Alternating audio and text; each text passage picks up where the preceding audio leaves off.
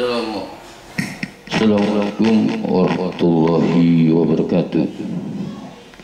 Kita kembali lagi pada mata kuliah hukum pajak, dan pada kesempatan kali ini kita akan membahas tentang landasan teori dari pemungutan pajak.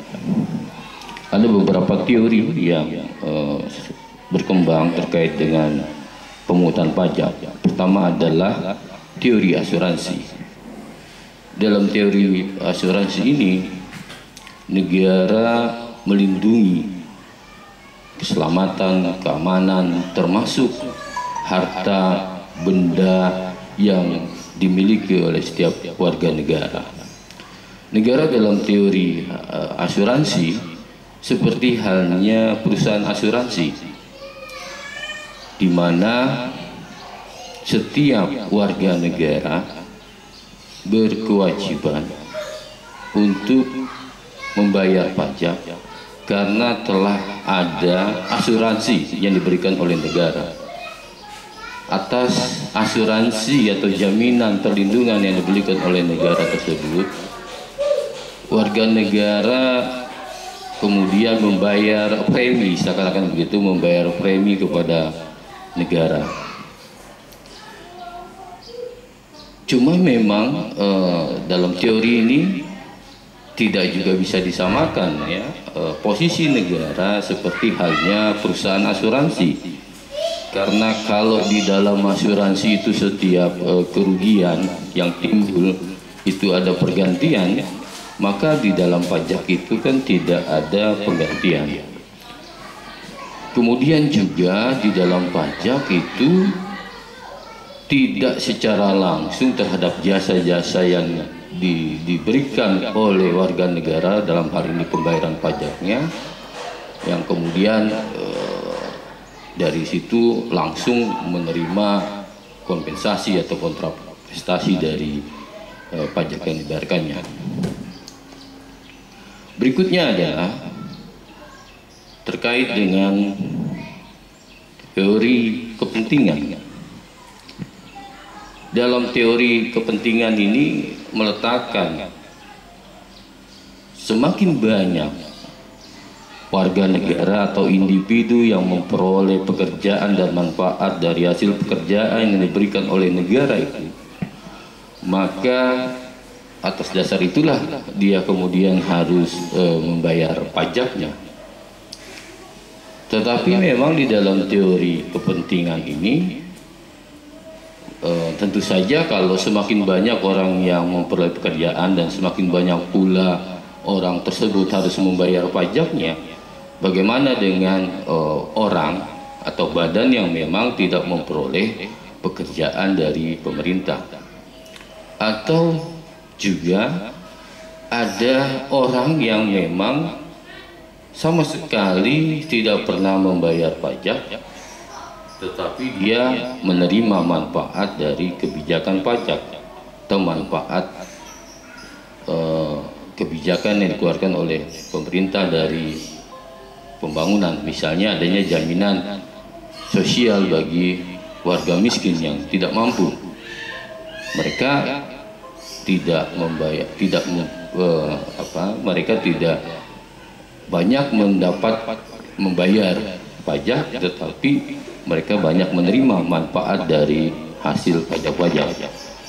Jadi kalau berdasarkan teori kepentingan ini, maka tentu saja ada ketimpangan antara orang yang banyak mendapatkan pekerjaan di pemerintah atau negara, memperoleh manfaat dari banyak pekerjaan tersebut semakin besar, dan sebaliknya bagi yang sama sekali tidak memperoleh manfaat atau pekerjaan dari pemerintah, maka dia tidak membayar pajak. Itu salah satu titik kelemahan. Yang kedua adalah soal teori gaya pikul. Kalau berdasarkan teori ini, maka besarnya pajak atau besarnya pajak itu sangat ditentukan dari besarnya penghasilan yang diperoleh oleh seseorang. Juga harus dipertimbangkan aspek pengeluaran yang dilakukan oleh seseorang atau tanggungan yang dikeluarkan oleh setiap orang. Jadi tidak serta-merta dengan penghasilan yang besar, yang banyak, kemudian maka akan dibebankan beban dalam jumlah yang besar. Akan tetapi harus dilihat pula pada aspek sejauh mana pengeluaran atau besar kecilnya pengeluaran dari seseorang. Itu teori gaya pikul. Yang ketiga adalah teori kewajiban mutlak. Teori ini juga dikenal sebagai teori bakti. Dalam teori ini meletakkan bahwa seseorang atau badan hukum berkewajiban untuk membayar pajak sebagai bentuk pengabdian mereka kepada negara.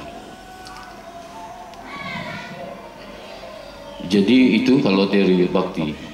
Berikutnya yang kelima adalah teori daya beli. Teori ini beranggapan bahwa pemungutan pajak itu mengambil dari daya beli rumah tangga masyarakat untuk rumah tangga negara. Jadi dari masyarakat, kemudian rumah tangga masyarakat diambil untuk rumah tangga negara, yang kemudian dalam teori ini dikatakan disalurkan kembali ke masyarakat dalam rangka untuk memelihara kehidupan masyarakat dan untuk membawa kesejahteraan masyarakat. Jadi dalam teori ini intinya bahwa penyelenggaraan pajak itu adalah dalam rangka penyelenggaraan kepentingan masyarakat, dan dasarnya adalah keadilan masyarakat. Jadi pemungutan pajak itu bukan kepentingan individual sebagaimana dalam teori individual tadi,